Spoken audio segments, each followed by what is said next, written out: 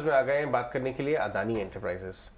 और सौमित से पहले खबर को जान लेते हैं, उसके बाद हम अविनाश से समझेंगे। अदानी एंटरप्राइजेस, अदानी पूरा समूह, बाजार, एचएनआई, ट्रेडिंग, हर इस पूरे पॉकेट का, स्पेशली एचएनआई और ट्रेडर्स का एक फेवरेट रहा है। स्टॉक 52 वीक हाई पे है और अब खबरें आ रही है एक बड़ी फंड रेजिंग आगे हो सकती है। बताइए सौमित। तो अडानी एंटरप्राइजेस ने कल एक्सचेंजेस पे ये कहा कि उनकी एक बोर्ड मीट होगी नवंबर 25 को, जहां पे वो फंड रेज कंसिडर करने वाले हैं।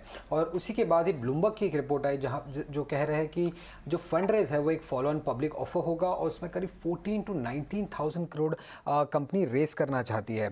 अब ये follow on public offer company इसलिए कर रही है क्योंकि वो अपने शेयर होल्डर बेस को डाइवर्सिफाई करना चाहती है और जो फ्री फ्लोट है उसको भी बढ़ाना चाहती है। अब उस रिपोर्ट में ये भी कहा गया था कि इस फंड रेज के चलते कंपनी की फोकस इस पे भी रहेगी कि और ज़्यादा एनालिस्ट स्टॉक को कवर करें अगले 6 महीनों में। और रिपोर्ट ने ये भी कहा था कि ये फंड रेज अगले साल ही जल्द में किया जा सकता है कंपनी की तरफ से। अब हमने सारे निफ्टी 50 कंपनीज के प्रोमोटर होल्डिंग्स में देखिए तो इससे ये पता चला है कि अडानी एंटरप्राइजेस की जो प्रोमोटर होल्डिंग है वो सबसे ज़्यादा है, सेकेंड हाइस्ट है इनफैक्ट निफ्टी 50 कंपनीज में। विप्रो की थोड़ी ज़्यादा है, बट अडानी एंटरप्राइजेस की अगर हम देखें तो 72.6% पे है। और करंट मार्केट प्राइस पर अगर हम देखें तो कंपनी ने अगर 14 to 19,000 करोड़ रेस किया तो वो इक्विटी डाइल्यूशन होगा करीब 3 to 4% का ऑन एक्सपैंडेड इक्विटी बेस।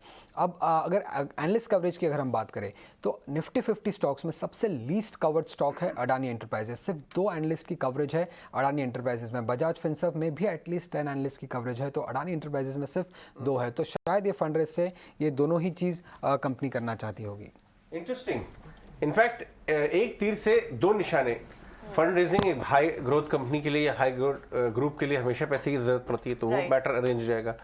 दूसरा, आप ये जो इन्होंने एक बात बोली ना सौमित ने कि शेयर होल्डिंग काफी ज्यादा कॉन्सेंट्रेटेड थी, उसको डाइवर्सिफाई भी हो जाएगा, वो भी एक अच्छी बात है। लेकिन बाजार इसको कैसे लेगा इस खबर को? अनफॉर्चुनेटली, फॉर्चुनेटली कुछ भी कहिए, बट इंटरेस्टिंगली मैं ये कहूंगा कि अविनाश, डोमेस्टिक फंड्स ने ये इस समूह के बहुत सारे स्टॉक्स अभी तक अपने फंड्स में नहीं लिए हैं। आपको लगता है कि वहां से अब इंटरेस्ट आना शुरू हो गया है? पिछले कुछ महीनों के डेटा में देखिए वो बढ़ेगा, क्योंकि 20,000 करोड़ या 15,000 करोड़ की बाइंग करेगा कौन? सब तो एफआई नहीं लेंगे, डोमेस्टिक्स भी आएंगे। आपको इस फंड रेजिंग की न्यूज को कैसा लगता है? स्टॉक में इस वैल्यूएशन पे लगता है या और थोड़ा ऊपर होगा? नहीं, मुझे लग रहा है कि सही पॉइंट बोला कि अडानी एंटरप्राइजेज या अडानी जो फ्रंटलाइन कंपनीज है वहाँ पे डोमेस्टिक म्यूचुअल फंड्स का एक्सपोजर बहुत ही कम है।